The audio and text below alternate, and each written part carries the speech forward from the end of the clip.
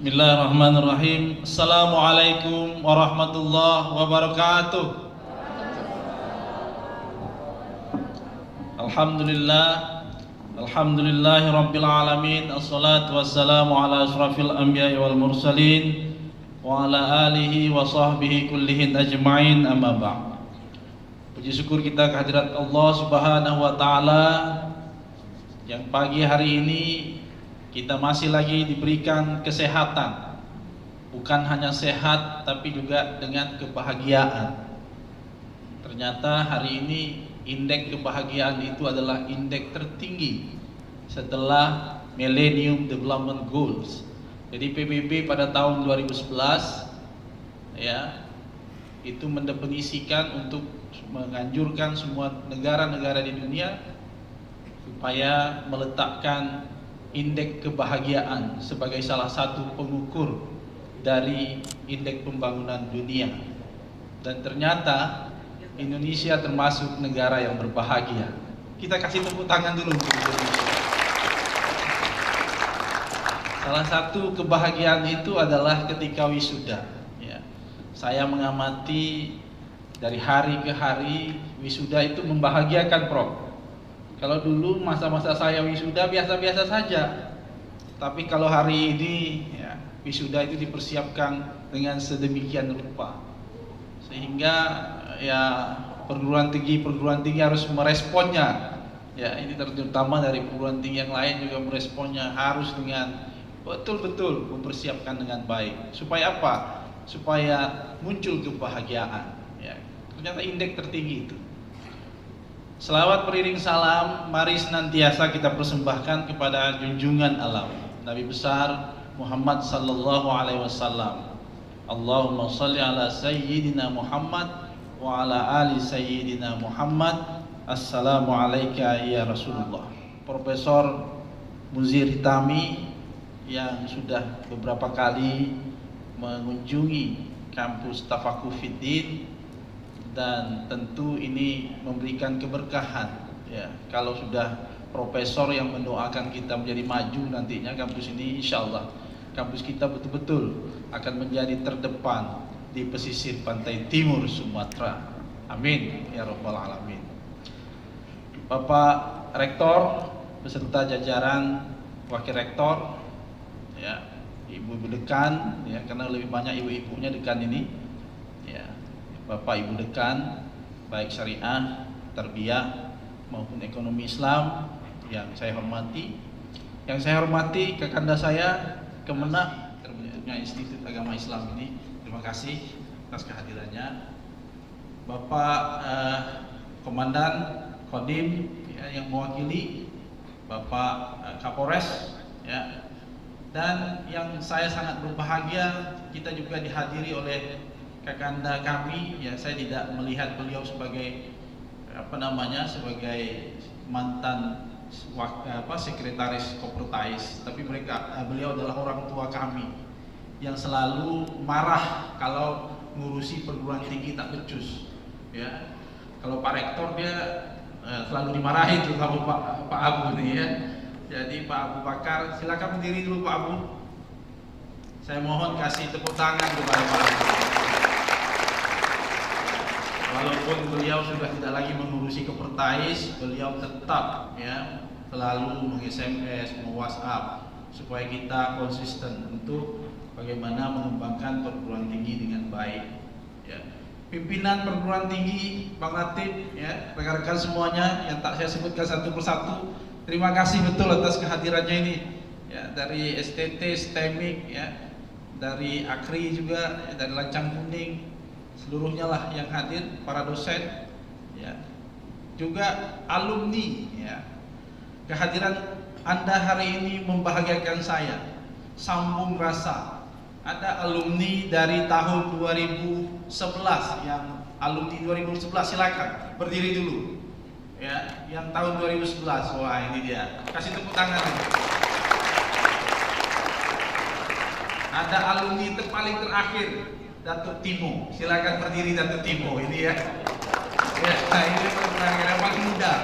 Ya, jadi luar biasa. Ada Pak Ali juga, terima kasih. Dan wabil khusus, ya, wabil khusus sebenarnya kepada para wali, para orang tua yang mengharapkan keberhasilan anaknya. Tidak semua anak yang berhasil.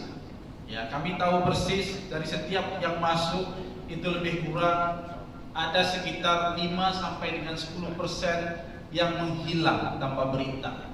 Ya, kalau ada 100, berarti ada 5 atau 10 orang yang hilang. Ada juga yang hilang di tengah jalan, ada juga yang tak mampu menyelesaikan sampai titik akhir. Maka berbahagialah Bapak Ibu, para wali, para istri, para suami yang mendampingi para wisudawan pada hari ini.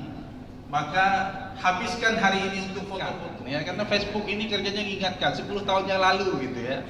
Anda pasti akan merasa, kok aku 10 tahun yang lalu seperti ini ya. Nah, itu. Jadi saya mengucapkan apresiasi yang luar biasa kepada Anda ya, dan saya juga mendoakan semoga kegembiraan Anda juga mengantarkan kepada kesuksesan Anda.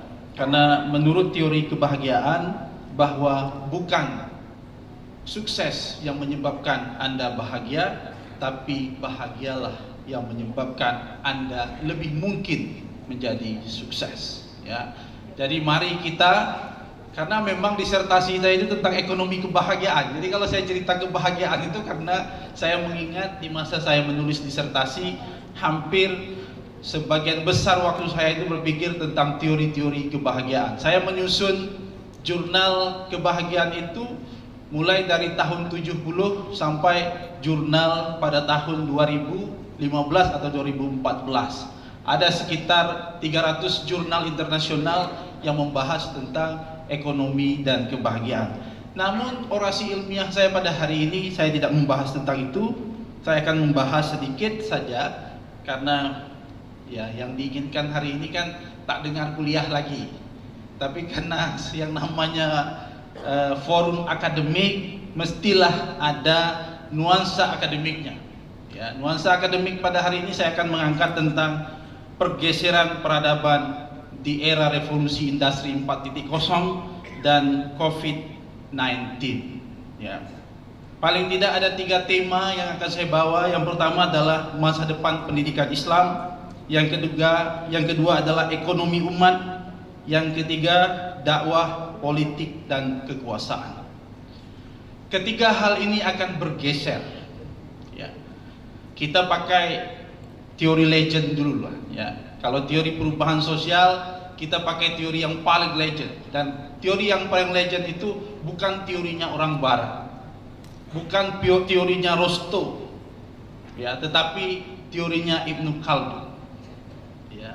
Ibnu Khaldun mengemukakan tentang paling tidak ada umrah. Ada yang kita nyanyikan tadi, hadari. Ya. Hadari.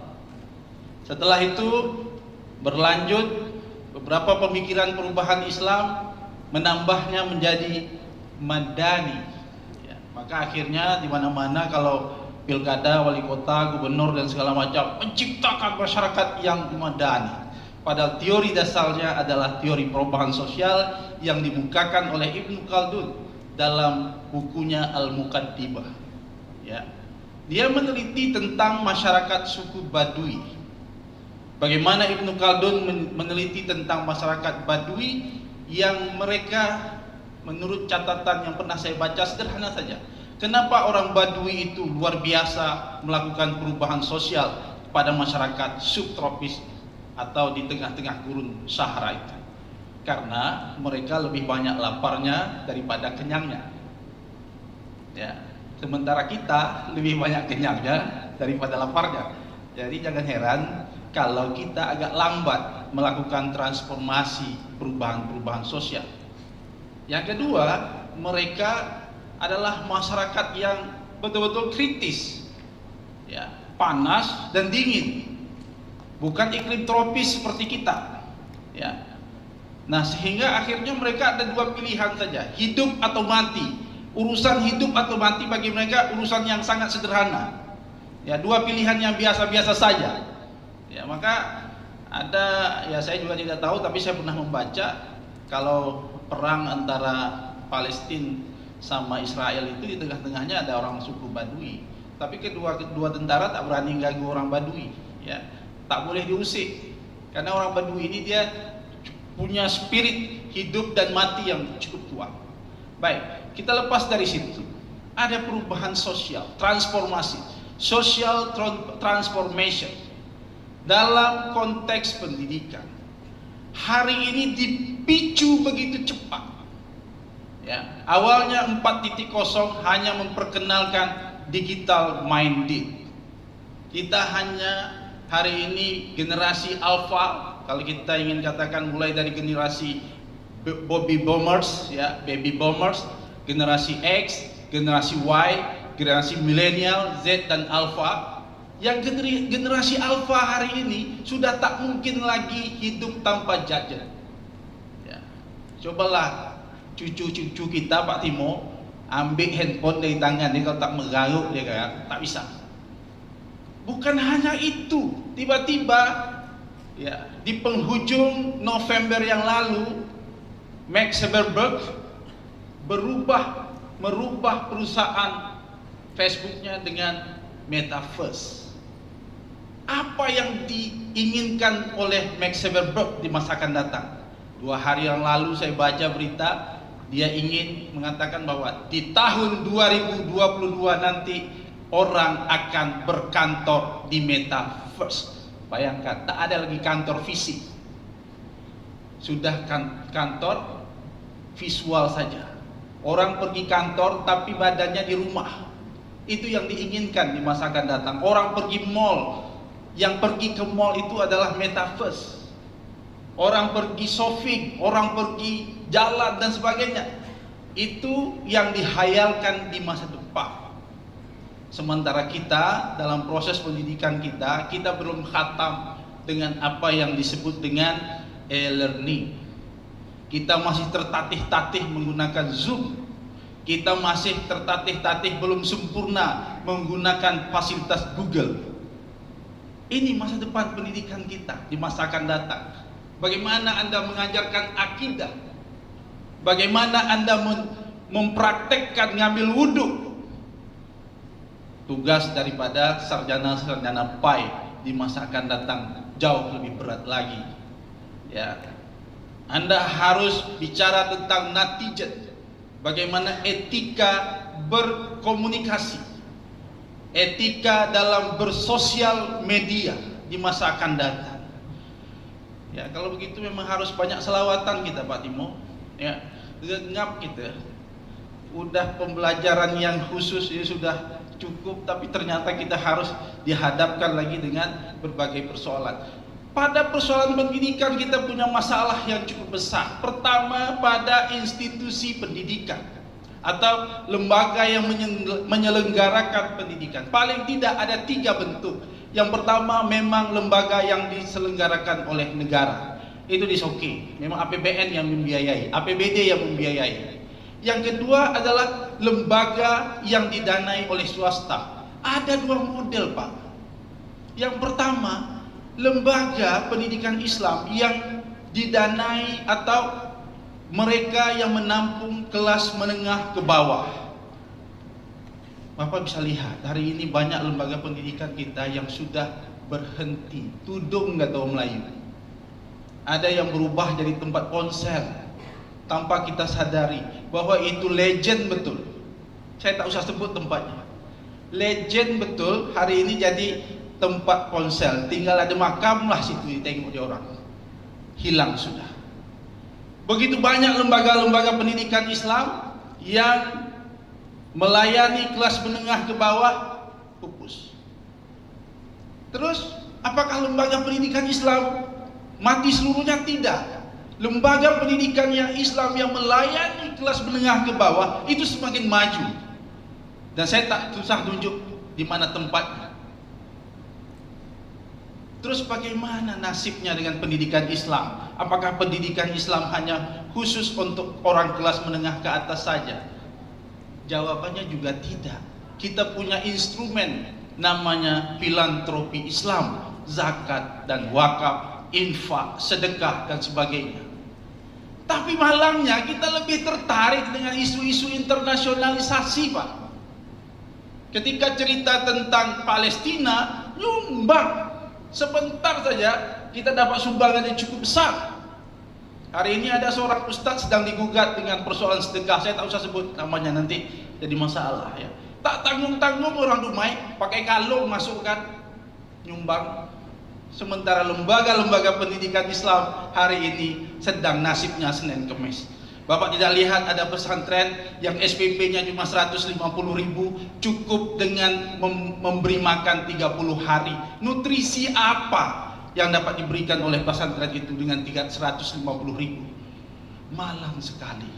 Maka di kesempatan ini dalam konteks lembaga pendidikan, mari kita sama-sama menghidupkan filantropi Islam, supaya filantropi Islam, sedekah, wakaf, zakat benar-benar tercurah kepada lembaga-lembaga pendidikan Islam. Karena pendidikan itu sangat mahal, dan kalau kita tidak peduli dengan lembaga pendidikan, maka ini akan menjadi musibah di masa akan datang. Ditambah lagi musibahnya adalah ada kekuatan-kekuatan politik luar yang mendanai dengan cukup besar, yang melahirkan Islam-Islam yang lain dari kita. Maka Pak Safwan misalnya sibuk bicara tentang moderasi beragama. Tidak akan sibuk kalau lembaga pendidikan Islamnya baik. Tapi kalau lembaga-lembaga pendana dari luar yang masuk, alih-alih berdiri sebuah pesantren dengan gemerlap, tiba-tiba begitu begini, orang masuk tak berbayar, siapa lawan tua tak enggak.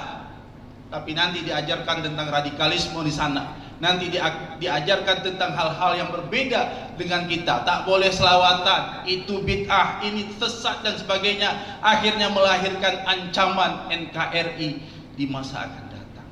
Jadi ini barangkali sudah merangkumi seluruhnya. Begitu juga jadi pada sisi ekonomi saya bicara tentang filantropi Islam. Jangan sampai filantropi Islam itu meleleh ke tempat yang lain. Filantropi Islam harus benar-benar menyelesaikan persoalan keumatan. Maka benarlah kalau fatwanya Imam Syafi'i, zakat fitrah itu batal jika dia diberikan di luar. Karena selesaikan masyarakat seperti obat nyamuk itu. Kalau ada RT kamu yang susah, beri kepada RT-nya. Tak sah kalau diberikan kepada RW yang lain. Tidak sah kepada tempat yang lain. Artinya apa? Hari ini kita melihat sedemikian rupa, tak tanggung-tanggung bangganya menyumbang, tapi entah kepada yang mana. Jangan kata kita, Malaysia juga ngamuk, tiba-tiba tak tahu sasarannya nyumbang ke Palestina, entah sampai entah tidak, yang jelas kita potong 40%. Ya, jadi hari ini mari kita cerdas dalam memahami kehidupan beragama. Mari kita lihat pesantren-pesantren kita hari ini. Ya, mari kita lihat pendidikan-pendidikan Islam kita hari ini. Mari kita tumbuhkan ekonomi umat. Mari kita hidupkan ya UKM dan sebagainya. Jangan hanya lengkapi diri Anda dengan pengetahuan agama saja, karena pengetahuan agama adalah satu kewajiban, tapi perkembangan teknologi merupakan sebuah kewajiban yang lain supaya Islam menjadi benar-benar kokoh dan kuat di Kota Dumai. Pada kali ini sebagai orasi ilmiah saya pada wisuda ke-12 Institut Agama Islam Tafaqquh Fiddin Dumai pada hari ini, saya akhiri, wallahul muwaffiq ila aqwamit thariq. Assalamualaikum warahmatullahi wabarakatuh.